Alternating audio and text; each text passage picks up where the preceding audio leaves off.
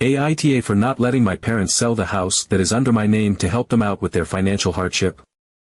I never wanted to be in this position, and honestly, if I could go back in time and make a different choice, I would. But I was young, naive, and, more than anything, I wanted to believe my parents had my best interests at heart. Years ago, when they first came to me about putting the house in my name, I hesitated. I knew their history with money. I had seen them struggle my entire life, watched them live paycheck to paycheck, constantly scrambling to make ends meet. I knew the pattern well: big dreams, big risks, and then the inevitable crash when reality set in. When they first approached me, they made it sound like this was going to be an investment in my future. "It will be yours in the end," they said. "This will be good for you." But I knew, deep down, that this wasn't about me. I voiced my concerns. I told them I didn't want to do it. But my father, ever the persuasive one, insisted that it was the best thing to do. He reassured me that I would benefit in the long run and that they just needed my name on paper. I was young, and they made me feel like I was being unreasonable, like I was selfish for even questioning it. And so, against my better judgment, I agreed. Years passed. I got married. I built a life. My husband and I work hard, and while we are comfortable, we are by no means rich. We save carefully because I know what it's like to live without savings. I know what it's like to have nothing to fall back on. I learned from my parents' mistakes. I saw them struggle, never having a safety net, always scrambling to fix the latest financial disaster. I swore that I wouldn't let that happen to me, to my family. Fast forward to now, and suddenly, my parents are talking about selling the house. My dad says they need the money for an immigration lawyer and to buy a house in Mexico.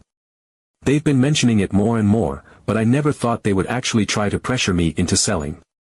Then today, my dad dropped it into conversation like it was a done deal. "If anything, we'll just have to sell the house." I told him no.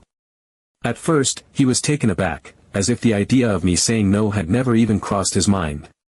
He looked at me and asked why. I asked him if he really didn't remember the conversation we had years ago, when he promised me that this house would be mine in the end. He kept pressing for an answer, pushing me, demanding to know why I would say no. Then he let it slip. He admitted that he had lied. He said he only told me that because he thought I would never get married. I felt like I had been punched in the stomach. He had built this entire agreement on a lie. He never intended for me to keep the house. He just needed my name on the paperwork and figured that if I stayed single, I wouldn't fight him on it. I don't even know what hurt more, the fact that he had deceived me or the fact that he had assumed I would always be alone, that he had banked on me having no one to back me up. The conversation spiraled from there. He started yelling, saying I was selfish, that I was only thinking of myself. He said I had a good life now, that I was comfortable, while they were struggling. He accused me of wanting the house all for myself, of not caring about them. I stood my ground. I told him I had sacrificed for them for years. When I lived under their roof, I gave them everything. I helped out so much that I once ate out of a trash can at work because I literally didn't have enough money to buy myself lunch. I gave and gave and gave. I did everything a good daughter was supposed to do, everything they asked of me. And now, because I was finally standing up for myself, I was the selfish one. It didn't matter that I still help. I pay my mom $500 a month to watch my son. She only watches him about 4 times a month because I mostly work from home, but I still pay her the same amount even when he's on summer break and stays home with me full time. I don't ask for discounts, I don't complain, I just give because I know they need it. And still, my dad threw it in my face. He said I give my mom money, but I don't give him anything. He wanted me to at least give him $100 to help with the lawyer.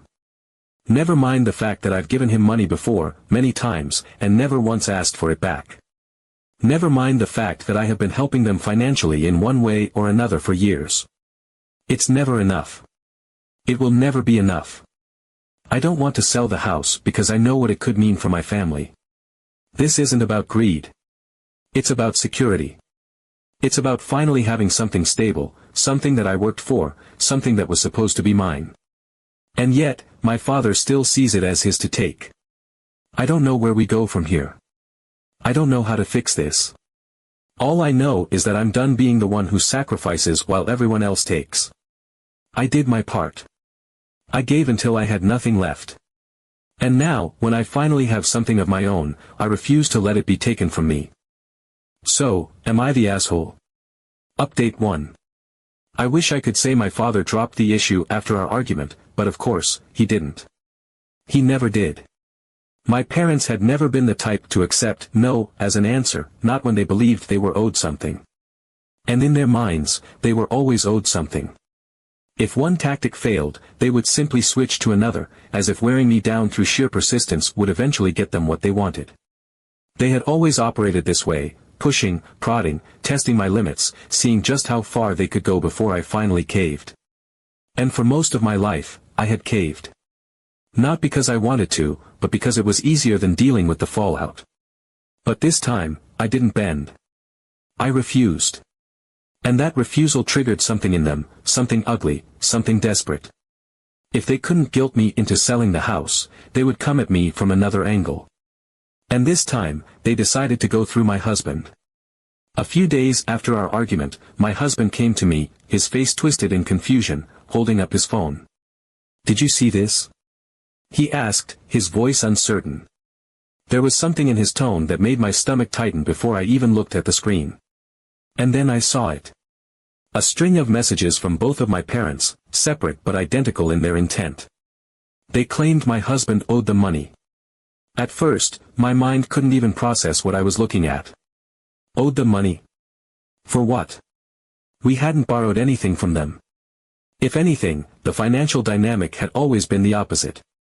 I felt a sharp pang of dread in my chest as I scrolled through the messages, my breath catching with every line. They were demanding repayment for an expensive wedding gift they had supposedly given us years ago. I actually laughed at first because it was so ridiculous, so far removed from reality that it almost felt like some kind of joke. But my husband wasn't laughing. "They sound serious," he said. And they were. The messages weren't light-hearted or joking in the slightest. They were long, winding texts, filled with guilt-tripping, veiled threats, and a heavy dose of entitlement. My father, ever the master manipulator, had written that since we had refused to sell the house, the least we could do was pay them back for all the help they had given us over the years. Help. That word made my blood boil. As if I hadn't spent years sacrificing for them. As if I hadn't gone without food just so they could pay their bills. As if I hadn't given my mother money every single month for childcare, despite the fact that she barely even watched my son. As if I hadn't, time and time again, put their needs above my own. None of that mattered now. The only thing that mattered to them was that I had finally dared to put my foot down. And they didn't like that. My mother's message was just as bad, if not worse. She wrote about how unfair it was that my husband and I were stable while they were struggling. How we could afford it. How it was only right that we helped, considering we had benefited from their generosity. Their generosity. The sheer audacity of it made my vision blur with rage. They were rewriting history, twisting reality to fit whatever narrative benefited them in the moment. They were acting as if they had graciously and selflessly given us something monumental, when in reality, I had been the one supporting them for years. I had given so much, too much, and now, instead of gratitude, I was being billed for it. I didn't even know how to respond. My first instinct was to call my mother, to talk to her rationally, to make her see how absurd this was. Surely, she would recognize that this had gone too far. But when I called, hoping she would talk some sense into my father, I was met with more of the same. "It's only fair," she said, her tone sharp and unwavering. "You and your husband are doing well. You can afford it." That was her reasoning. Not that we had actually borrowed anything. Not that we had agreed to repay anything. But simply that we could. And in their minds, that was reason enough. That was when it finally clicked. This was never just about money. This was about control. My parents had always viewed me as an extension of themselves, a resource to be used whenever it suited them. They never respected my autonomy, never saw me as an independent person with my own life, my own boundaries. I had always been theirs to manipulate, to guilt, to drain dry whenever they needed something. And now that I was pushing back, now that I was setting boundaries, they were scrambling, desperate to find another way to reel me back in. They weren't doing this because they needed money. They were doing this because they needed control. But I wasn't playing their game. My husband and I ignored their demands, and after a few days of silence, I thought maybe they had finally backed off. Update 2. A week after the whole "you owe us money" stunt, just when I thought the dust had settled, my dad called me out of nowhere and dropped another bombshell. There was no preamble, no attempt to ease into it. Just a blunt, matter-of-fact declaration, as if what he was saying was the most logical thing in the world. If you're not going to sell the house, then you and your husband will have to start paying rent. I felt the words settle in my chest like a stone, heavy and suffocating. For a moment, I genuinely thought I had misheard him. Rent? For my house. The house that was legally in my name. The house they had spent years convincing me was an investment in my future. The house they had sworn up and down would belong to me in the end. The sheer audacity of it was almost comical. I asked him to clarify, even though deep down, I already knew the answer. His tone didn't waver, didn't carry even the slightest trace of shame or hesitation. Technically, we've been the ones living here, he responded, as if that somehow justified this insanity. You put the house in your name, sure, but we've been maintaining it. We've been paying bills. It's only fair that you contribute something. Contribute. The word nearly made me laugh in disbelief. As if I hadn't already contributed. As if I hadn't already poured thousands of dollars into their lives over the years, always being the one to step in when they needed help, always sacrificing my own financial security for their comfort. As if I didn't still, to this day, pay my mother every single month for babysitting, even when she wasn't actually watching my son. As if I hadn't spent years living paycheck to paycheck, depriving myself of even the smallest luxuries so they wouldn't have to struggle.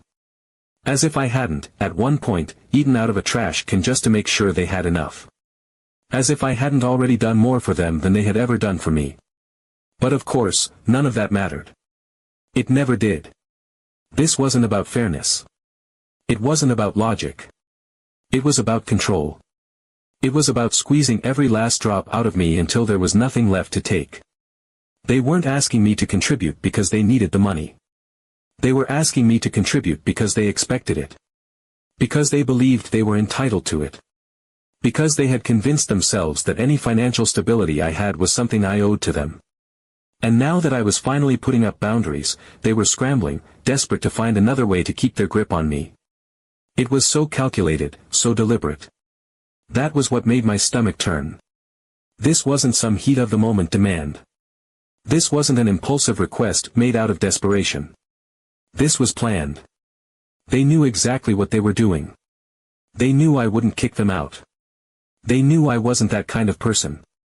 They knew that I had spent my entire life being the dutiful daughter, the one who shouldered responsibilities that were never mine to carry.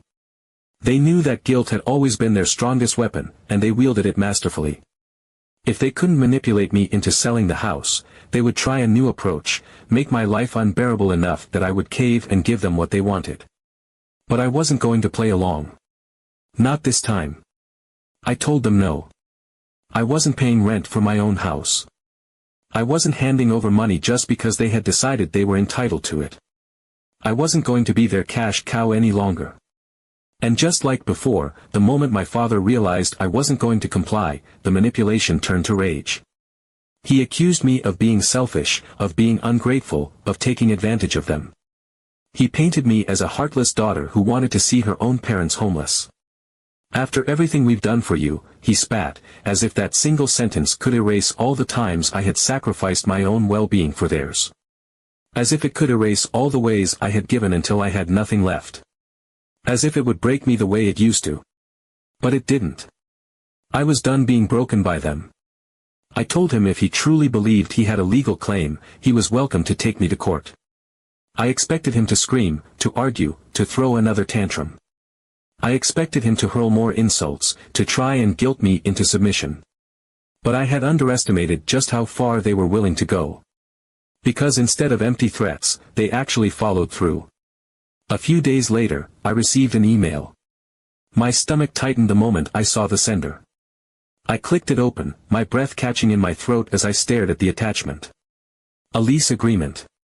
A legally binding document. My own parents had drawn up a formal contract stating that my husband and I would owe them monthly rent, for our own home. They had put it all in writing. Payment terms. Due dates. Penalties for late payments. It was all there, laid out in meticulous legal detail, as if we were strangers. As if I were some tenant they had taken in out of the kindness of their hearts. As if this wasn't an insane power play on their part.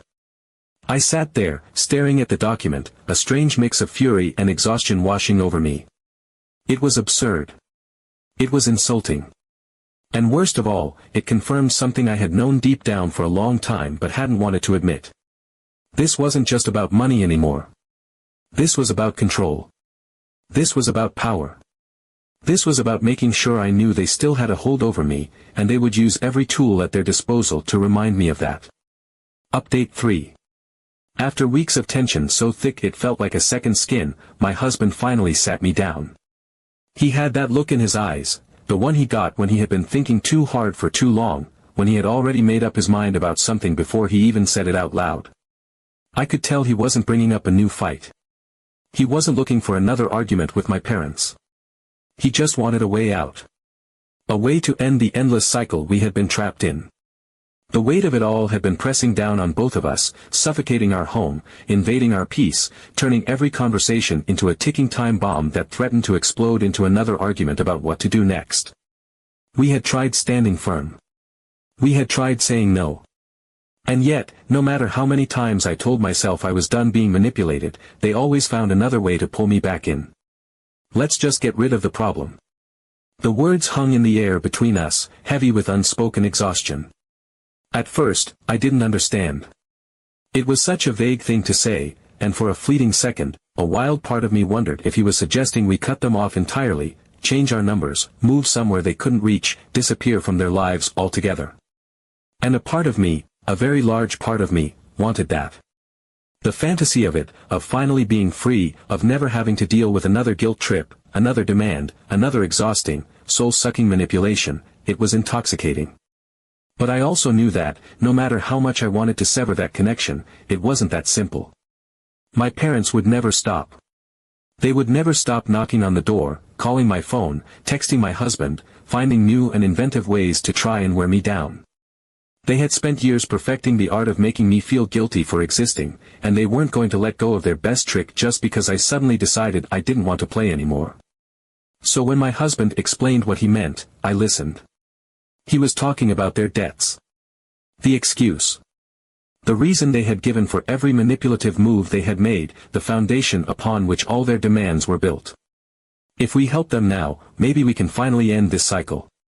If they had no debt, no immigration lawyer to pay, no financial disaster to dangle over my head like a guillotine, then what leverage would they have left? What argument would they use to justify their constant, insatiable need for more? If they had nothing left to guilt me with, if the emergency was finally over, then maybe, just maybe, they would stop. I hated the idea of it. Everything in me rebelled against the thought of handing them more money after everything they had put me through. I had given them so much. More than I ever should have. And I knew, that this was exactly what they wanted. That this was the endgame they had been pushing for from the beginning.